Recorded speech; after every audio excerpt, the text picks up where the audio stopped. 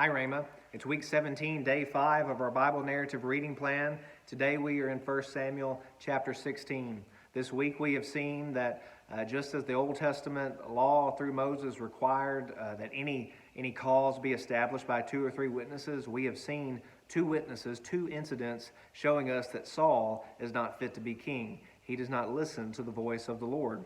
So now we're introduced to who is going to serve as king. We've already gotten hints that this next king will be a man after God's own heart. And here we see the choosing of this king after God's own heart, David. So the story begins with Samuel being told by God, stop grieving over Saul, go and do what I'm telling you to do, look for this next king. And so Samuel obeys and he goes to Bethlehem and he's beginning to search. He's looking for different people and God's told him to go to the family of Jesse. But we see that even godly Samuel is looking at the outward appearances. He's looking at all of these sons of Jesse, and he's looking, and each time God has to tell Samuel, no, that's not the one that I'm choosing. You're looking at the outward appearances, but God says, verse 7 of chapter 16, do not look on his appearance or on the heights of his stature. Remember, that's what they looked at Saul. Saul had a more handsome appearance, and he was taller than anyone else in Israel. But God says, don't look at that because I have rejected him. For the Lord does not see as a man sees. Man looks on the outward appearance, but the Lord looks on his heart. And so Samuel has to be reminded of this, even as he's looking at the sons of Jesse, and God has to tell him, no, not that one, no, not that one, no, not that one. And finally, Samuel says to Jesse, do you have any other sons? And Jesse says, well, yeah, there's one more. He's out taking care of the sheep. Showing that even Jesse didn't think that was a possibility, but they bring David in, and we see by his appearances, he's not what you're looking for in a king. He is ruddy, he's redheaded, he's kind of small, he had beautiful eyes, he's handsome, but he's not what you're looking for.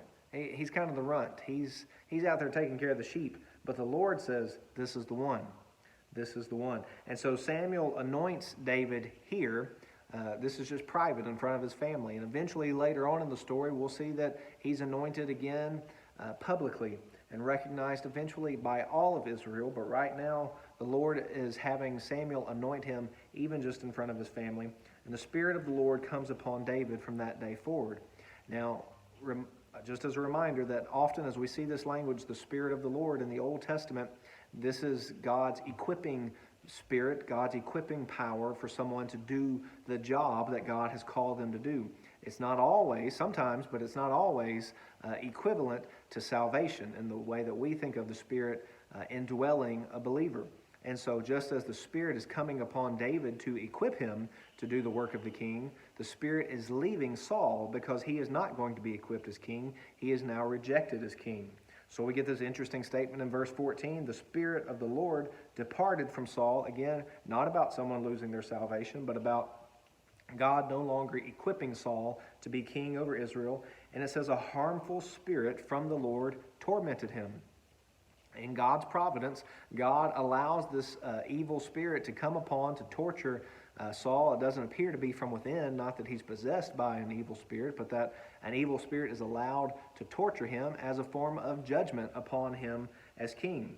But also see how God's working in this. Because of this, it's due to this evil spirit that Saul's servants come to him and say, look, we need to get someone here to help you. And they start telling him about David, and they describe him in many wonderful ways, but the last thing they say is that the Lord is with him.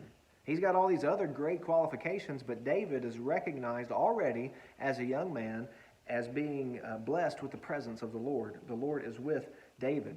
And so David is introduced to Saul even in the midst of this strange episode of Saul being tormented by an evil spirit. It's going to be a while before David actually is enthroned and Saul is off the throne. But Saul has already been rejected, and David has already been anointed, and God is at work slowly removing Saul, punishing him, casting judgment upon him along the way, and David is slowly going to be recognized and validated by God and eventually by the people as king over Israel, because David is the king after God's own heart. Here's a summary of today's reading.